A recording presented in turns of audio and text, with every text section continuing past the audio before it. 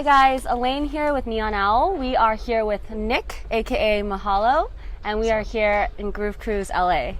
How's it going? It's going good. It's going good. How about you? Good. Is this your first Groove Cruise, right? Very first one. Yeah. How are you feeling right now? I'm excited to be here. Just got on the boat and getting ready for what is this, 4 days of debauchery? Yes. So. Believe it or not, this is actually one of the shorter ones, where it's 3 nights and 4 days. Okay. When they first started, they did 7 days, Oh and my then God. last year I went on a 5-day one. So this is nothing. All right. So this is the baby steps into Yeah. into the full week. All right. Looking at the schedule, what are you most excited for? Are you talking like just? Is there any other artists that you want to see? Any events? Oh yeah. I'm really excited for the Insomniac event. The autograph and Yeah. wow, and then I'll be, And then you. Yeah, I gotta close that out. So that I'm really excited for that. And then the pool tomorrow with Artie and Bonnie Yeah. and Clyde. Yeah. And then we're super excited to have you involved with the Wet Foundation as well on Sunday Really with all the looking kids. forward to that. Yeah. Yeah. So tell us a little bit about how you got your start, because I know we were chatting earlier and you've been making music for a long time, but the Mahalo project is fairly new. Yeah. So I started Mahalo about 2 years ago, and first show was actually just right off of this boat in the Long Beach Harbor for something called Bodylicious. Bodylicious? Bodylicious. Yeah. Okay. Rest in peace. It's no longer around, but it was real cool. That got me my start out here in LA, and from there, I started playing some shows. Had a couple records come out, and it's really just been a process of just following that same sort of routine and playing shows, releasing records, and seeing where it goes. Yeah. You were telling me about some other older projects. Can it take us down like memory lane a little bit? Yeah. So I had, I started DJing when I was about 17 years old, out in Arizona, and I did little underground raves and stuff out there. Segued, I moved to Los Angeles, went to the University of Southern California for music industry. And from there I met another girl who we started a project together, and we did that for a little while, and then it fizzled out. Nothing really came from it. Time went on, and started Mahalo. And that's the story. Did you always know that you wanted to make music? Because that's a pretty long time for making music, and you've been on the come up, right? On the rise this last couple years. What about the rest of the time before that? Like, what was kind of going on? So I worked in different facets of the industry for a while. Kind of got my hands dirty in management, in promotions, throwing shows, booking shows, doing a bunch of different things in between the time of when I had that DJ duo and when I started Mahalo. And that was really like kind of gave me the framework and the idea of how to kind of work in this industry as an artist. And from there, that kind of really gave me the knowledge, as well as going to USC and going through the music program. All of that sort of plays into the larger story of kind of how I figured out how to, really find my way as an artist. Yeah.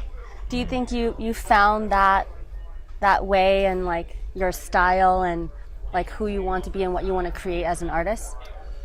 I feel like I have. I feel like I've found, sort of the vibe that I've been trying to go for, and the sort of spirit of what I've always wanted from a music career with Mahalo. I definitely think that everything that led up to that was so beneficial and so essential to me actually starting the project and me having it become what it's become. All of that is just part of the larger story of how it all came to be.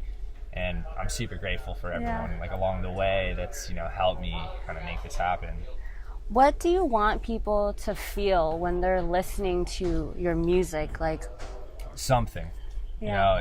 anything, as long as they feel something, I would consider that, a job well done. Even if they don't like it and they feel like, I This do not sucks. like this.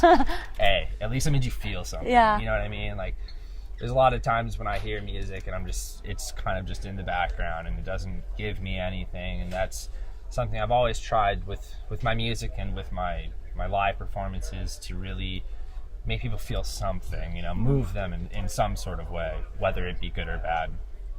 So then what moves you? What inspires you? Oh, that's a good question. A lot of what inspires me, to be honest, is everyone around me and the reaction and the feelings and the reception that I've gotten just really, pushes me to keep doing what I'm doing and keep on with this journey. Yeah. What's been the highlight of your career so far? Working with Insomniac has definitely been the highlight so far.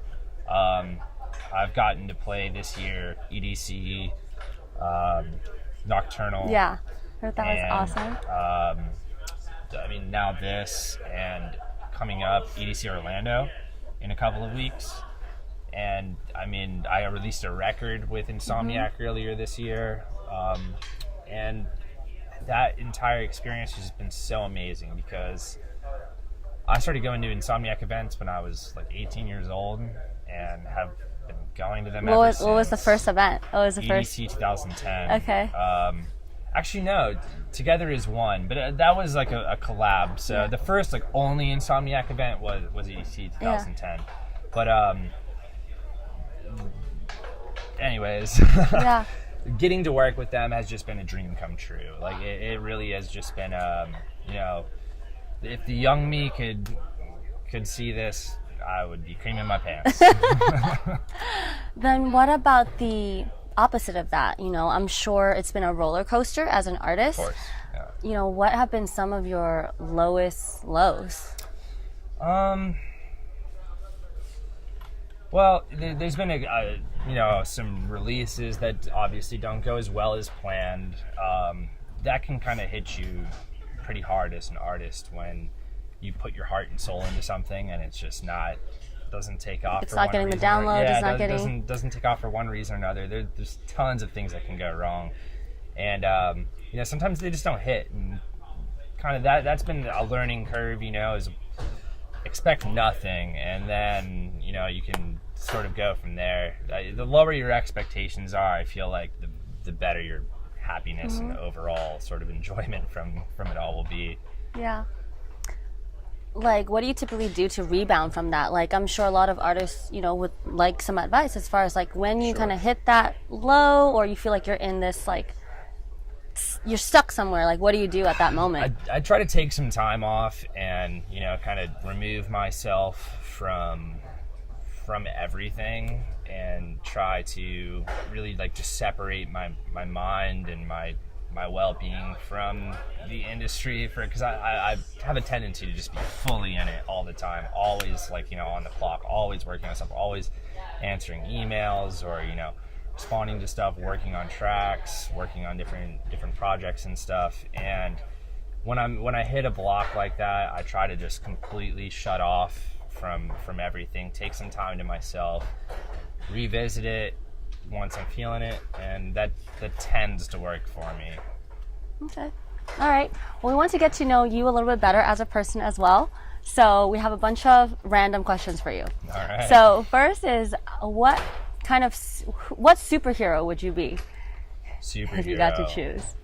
Like I can make it up, or Sure, if you want to make up your own. We haven't had someone do that yet. Well, I would love to be able to fly.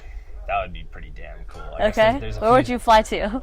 Probably back to Hawaii. I gotta see the fam for a little while. Yeah. But the opportunities are endless if you could fly. You could fly anywhere. You could go over to. I really want to go down to South America and spend some time there. So I would love to head down there and check it out. Yeah. Okay. What's your favorite food in the world? Favorite food, pasta. Pasta. Pasta. Okay. Yeah, my mom's Italian.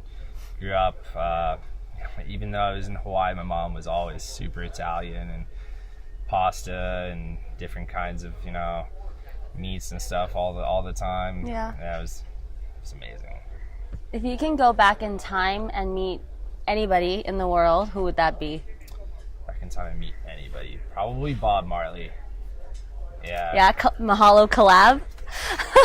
That would be a dream come true. Yeah, that would be really cool. Yeah. No, Bob Marley would probably take the cake for that.